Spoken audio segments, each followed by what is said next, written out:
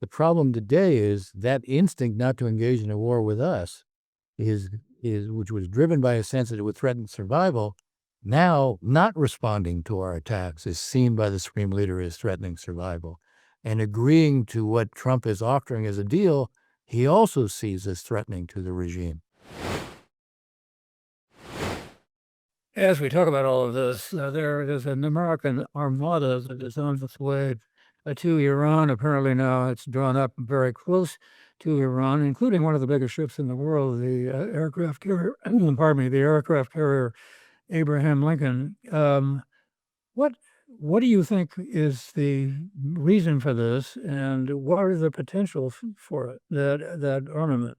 Well, I will say I probably lack the humility I should have when it comes to predicting things in the Middle East.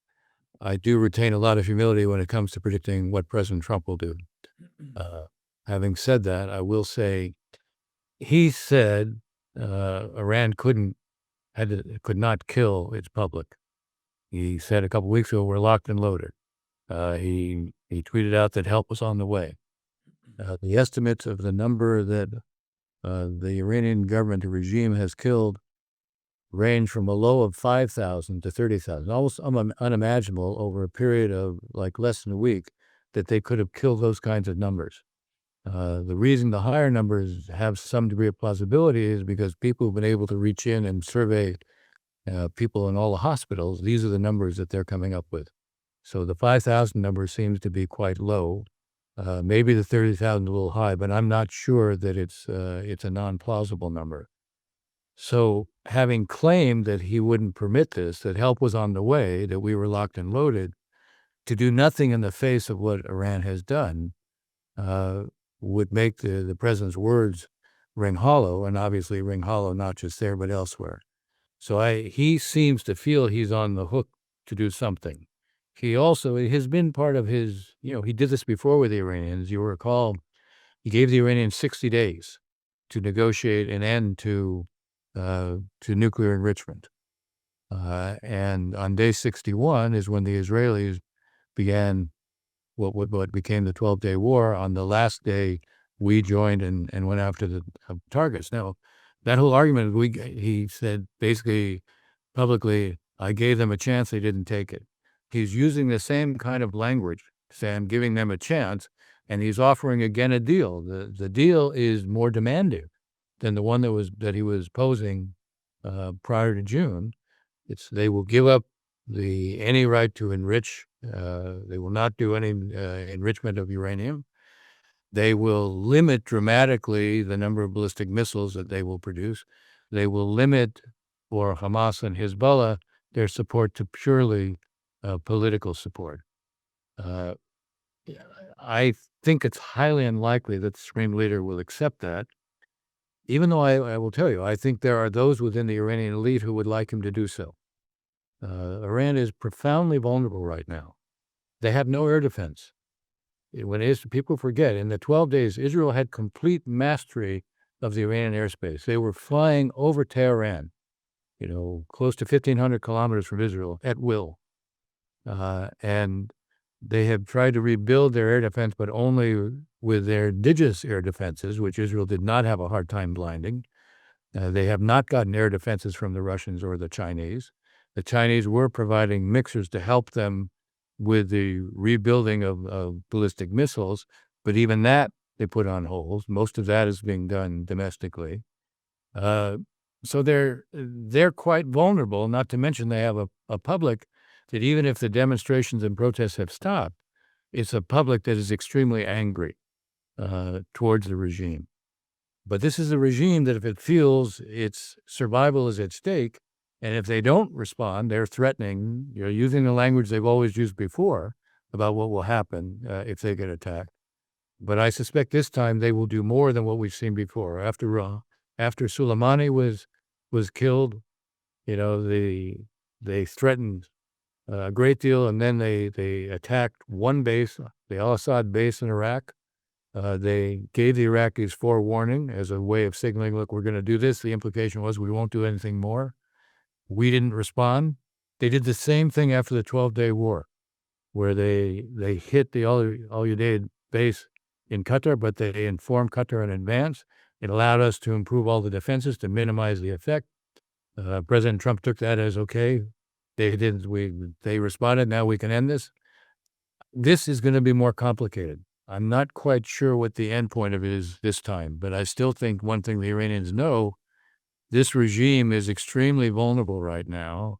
And the irony in the case of the Supreme Leader is that he feels if he doesn't do anything, that threatens the future of the regime. Question is, how long are they prepared to go on?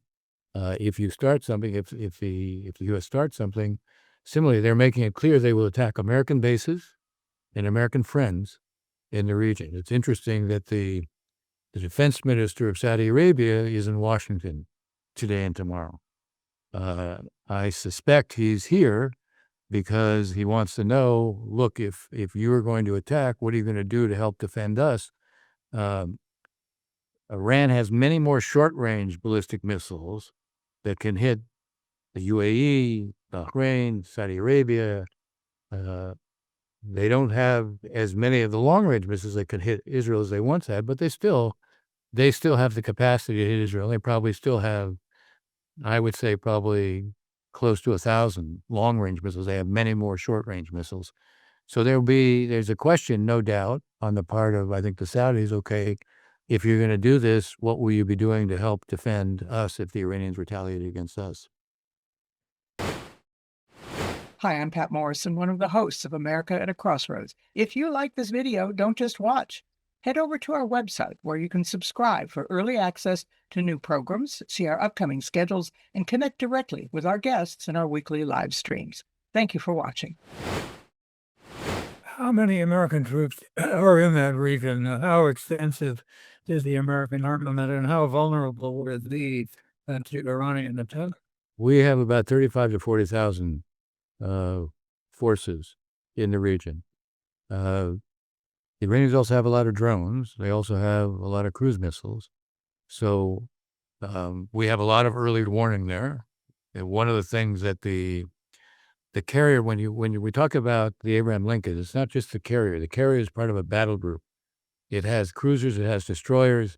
Those cruisers and destroyers carry missile capability with the Aegis cruisers, which is a very effective anti-missile system. We have a lot of aircraft based there beyond what the aircraft carrier brings. They can provide a lot of the defense against, certainly against the cruise missiles and drones. But to think that there wouldn't be some vulnerability there, I think, there's some risks for sure. So I think what we haven't seen before is an Iran that has wanted to get into a tit for tat with us.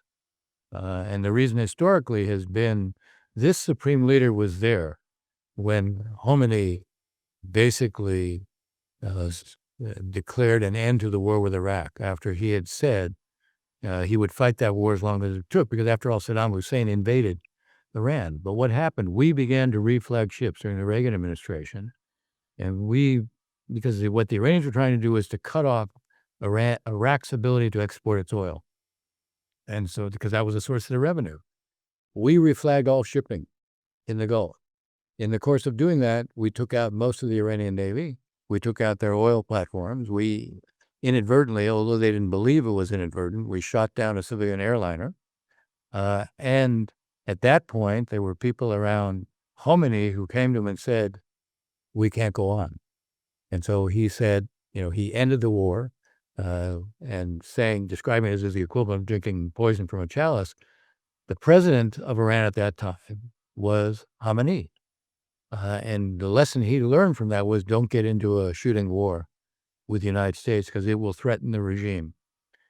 The reason they developed a proxy network was, again, they're quite happy to fight to the last of their proxies. They've never been willing to be engaged in a war with us. The problem today is that instinct not to engage in a war with us which was driven by a sense that it would threaten survival, now not responding to our attacks is seen by the Supreme Leader as threatening survival. And agreeing to what Trump is offering as a deal, he also sees as threatening to the regime. So something has to give in this circumstance. I don't think he's going to agree to a deal right now, at least not without there being something else from the U.S. And I think that President Trump doesn't have an easy ladder to climb down from what he said. Now, maybe he will decide to hit Iran and say it's a one-time thing because I said they were going to pay a price for what they did.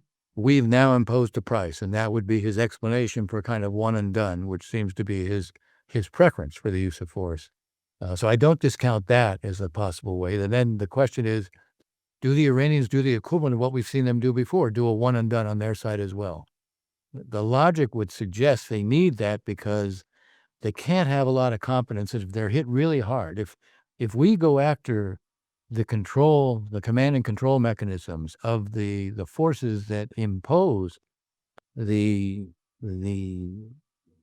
a sense, the suppression of the Iranian public, that means they lose some of their means of controlling the public. Does that not then threaten the regime? So I think this is not a simple calculation on the part of the Iranians, but I think if the president does one step, I'm not sure how many more he wants to take, and I'm not sure how many more the Iranians would want to take as well. But what I'm describing is kind of rationality prevails. This could quickly take on a life of its own. If they succeed, for example, in killing Americans on bases in the area, or they're able to sink some of the ships, I think that's a harder proposition for them because I don't think we'll be operating within the Persian Gulf. But they have a lot of anti-ship missiles. So the point is, if they're successful in responding to us, then you create the potential for an escalatory cycle. Next week, it's going to be, Ron Brownstein with Pat Morris.